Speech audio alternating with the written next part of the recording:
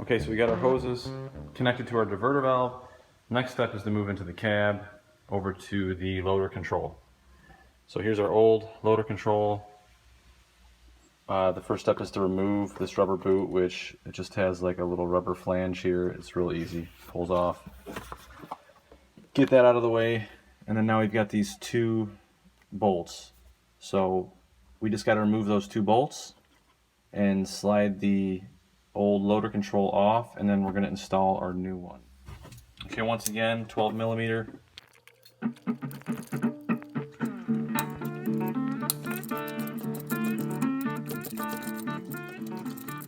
Okay, so we got the old loader control off. Here's our new one. Obviously, see we've got some electrical on it now for the auxiliary buttons. Make sure you take off the rubber gasket here, grommet, whatever, and put it onto the new one. Okay, I got the new loader control in. You can see I did end up having to cut a small slit on the bottom of here to get it to fit through the old mounting piece right there. I started to try to take the handle off, but with all the wiring, there's no connections that can be removed, so there's no way to slide it over the handle that way. So the only way I see it is you probably either lube it up real good, or I just cut a slot in it, and then I put a real small tie wrap, zip tie around there just to kind of hold it together. I also put a zip tie right here on this angle and right here on this angle just to keep the cable nice and tidy. So that's all put back together, and we got it sticking out. Here is the electrical connection for the diverter valve, so we're going to start running that wiring harness now. Okay, so the electrical harness. More confusion in the instructions, like this has been going. But we've got the two solenoid connections here, which neither one of these are labeled. It doesn't say anything in the instructions as far as which one goes to which. The only difference I see in them is that the red wire has a green stripe on one and the other red wire is a blue stripe, but it doesn't mention that in the instructions at all. The two solenoids are labeled A and B. I'm assuming that if you don't like the way they're controlled, you can just open this up and just flip them. Like if you're using a snowplow and you want the left button to turn the blade left and the right button to turn it right. If it's not doing that, you can just go in here and flip these two on the solenoids, I'm assuming. So I'm just gonna land them on whichever one, and I'll just test them out and see how they work. The longer cable looks like it goes into the cab and must tie into the power somehow. So we'll get to that one. So here's our two solenoid connections. And then we've got the other connection that goes up to our joystick. And that is connected right now.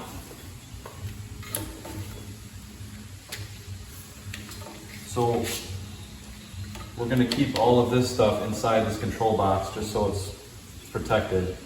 And then we can clean up all this wiring. I'm going to go ahead and put some dielectric grease in all these fittings too, just to keep them dry and keep the moisture away from them. Same thing.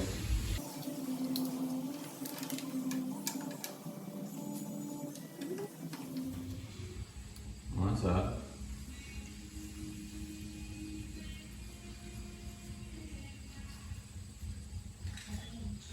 You fucking kidding me right now? So here's a good one. Take a look at this connection.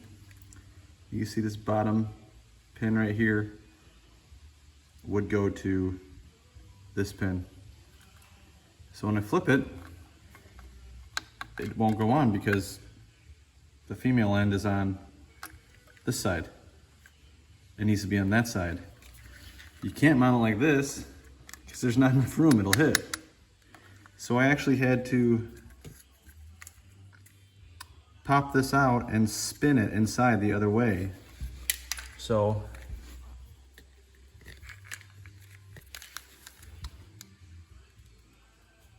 You can see that they're different now. This one's on top, that one's on bottom. I had to pop it out and spin it. I don't know why, if that's just someone screwed up when they were putting my harness together, if that's how they all are. So just kind of keep that in mind that you may have to spin that around. It's real easy to do. You just stick your screwdriver in that little slot on the bottom there, pop it out, spin it, and pop it right back in. First, just pops right out. Pull this out, kind of just rotate the wire to the other side, spin it, pop it right back in. That's it. Kind of dumb, but it's from Korea. Let's go ahead and connect these now.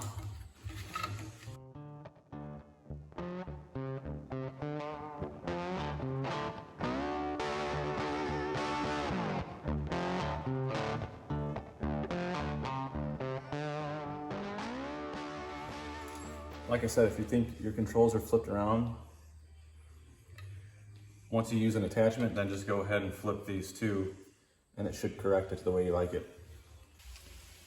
Okay, next step for the electrical is we're on the left side of the cab where you would enter. We have to remove the handle off of this, which I already pulled the screw out, so.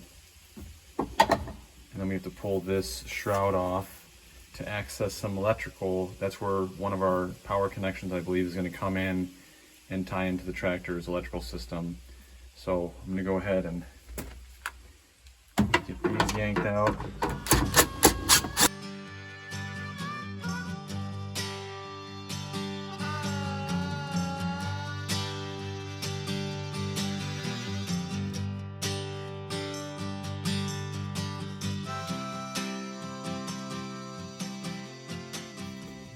Okay, back to the electrical. If you go by the instructions, then you're pretty much screwed, so you kind of have to figure it out on your own. So sorry if I'm bouncing around a little bit, but I'm kind of trying to just figure this out, because they tell you to remove this panel, which they give you a picture that's so close you can't see what it is in reference to the tractor. But you pull this panel out, and then you got these two grommets.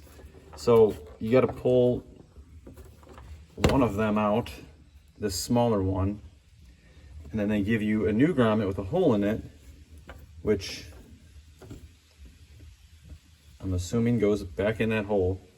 Okay, and then they give you this little cable with the two ends on it, and you can see I pulled off the top section with the cigarette lighter, or not the cigarette lighter, the 12-volt adapter.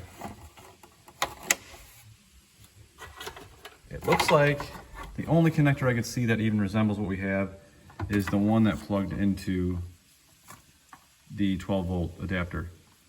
So it looks like what we're doing is we're just going to plug these into these two and intercept power, and then we're going to reroute this cable down through here, through the plastic. There's a little hole on the inside of here. Focus. I'm going to try to come through here and then go through that grommet and then route it underneath through the tractor and back over to the other side where our diverter box is. I know that's kind of confusing, but, well, it is extremely confusing, but that's the way I believe that it goes. We'll see if it all works. You can see right there is where it came through that grommet underneath the cab, and then the other end of that cable routes over the top of the differential here in the back, runs over the top, across to the other side.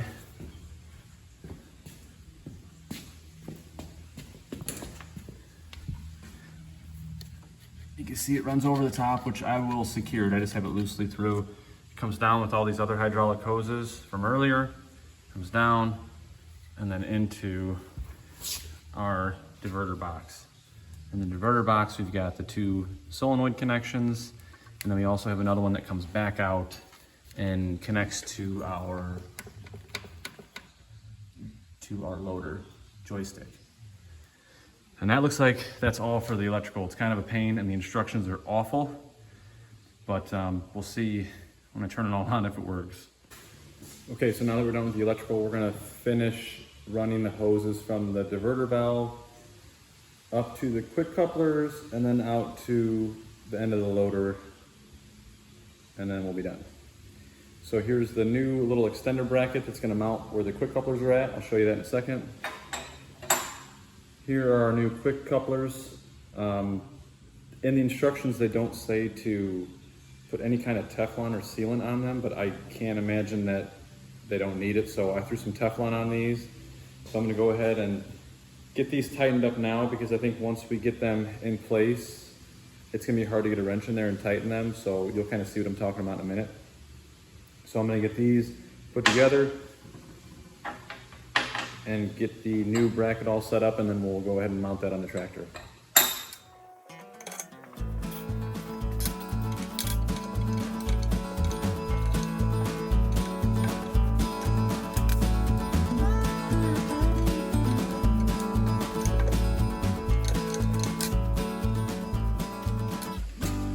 Okay, so I unplugged 3 of the 4, but these 2, we actually have to disconnect the hoses, drop them down, and then we're gonna have to bolt on our new adapter bracket right here into those existing holes so we can add on our 2 new holes for the auxiliary ports. So what I'm gonna do is put a rag over the top of this and push that pin in to release any kind of hydraulic pressure in there. That way, when I take this loose, the pressure doesn't come out then and shoot all over the place. So this is kind of a more controlled way to do it.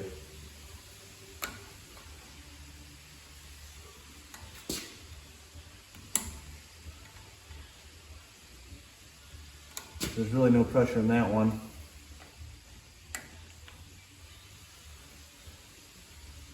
Same with that one.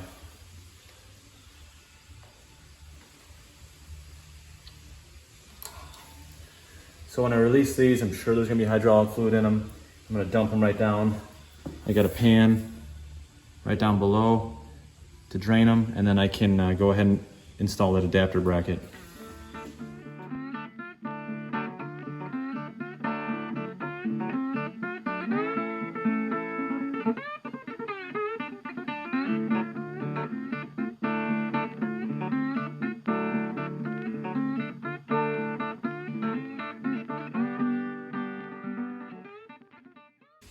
Now, of course, it doesn't specify which hose out of our diverter valve to hook up to our quick couplers, so I'm basically just going to pick one and connect it, because we can always flip-flop them if we need to.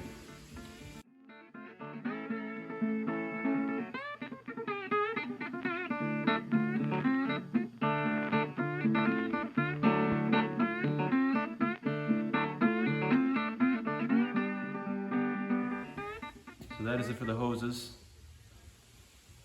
We got our bracket in there now. Now we just need to run the cables up and out to the loader function and tidy all the cables and hoses up, and then we will be done. Okay, now we're gonna get the quick couplers for the loader function at the by the bucket. We're gonna get them installed on the bracket with the bulkhead fittings. Again, I threw some Teflon on all these bulkhead fittings. So, these are the adapters for the hose. We're gonna get this hose all set up. We're gonna plug it in. We're gonna run it down the loader arm and install the bracket where the quick couplers go. And the instructions, of course, don't give you much detail on how to route the cabling through, so it's kind of just a free-for-all, whatever looks best and doesn't get caught up and bound on something.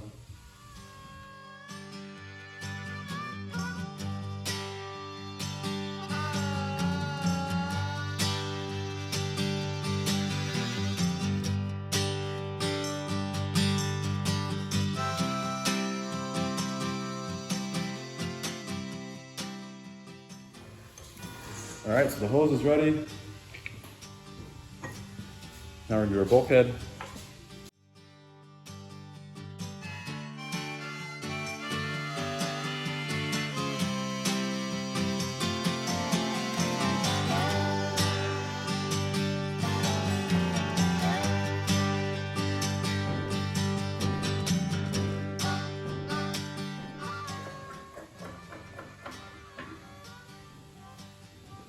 gonna get them hand tight.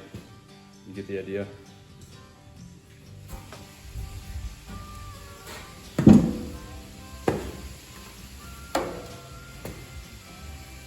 Okay, we got our quick coupler bracket. We're gonna remove these 3 bolts and put them back in for our new bracket. And then we'll run our hose.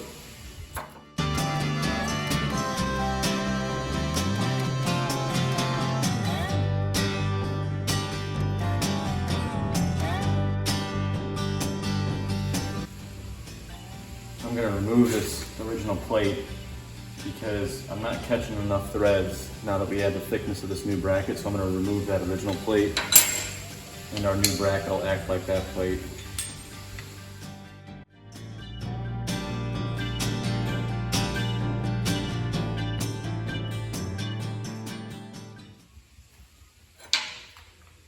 We got enough room here to make our connections and tighten them up, so should be good.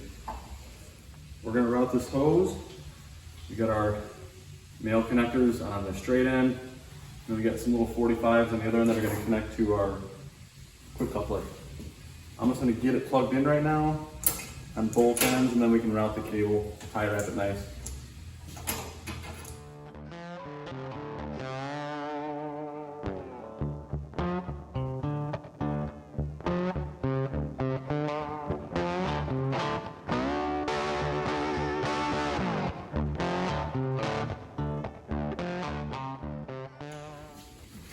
Like we could just tie wrap it along the existing lines. Shouldn't be too bad. Everything tie wrapped, all combed in place. So you can see our quick couplers there.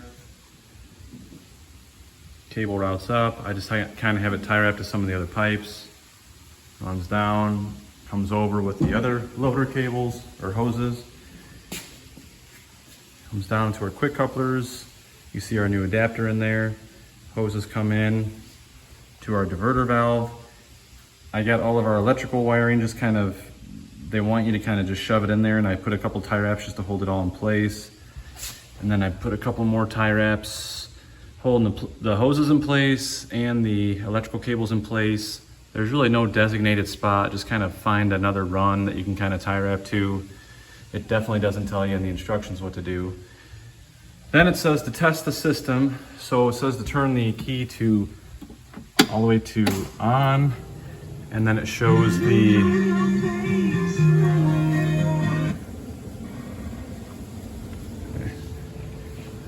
the outside button is, I think, your close or open, I don't know.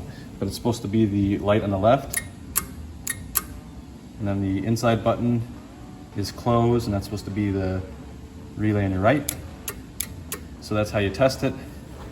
So it looks like right now everything's hooked up right. So I'm gonna go ahead and put the cover on that, put the wheel and tire back on, get it off the jack stand, and then I'm gonna check the hydraulic fluid since we lost a little bit. I mean, there's barely any in there, so I'm sure it's fine, but I'll just double check it and make sure if I need to top it off. Unfortunately, I don't have a attachment yet to actually test this function out, but I will have one soon.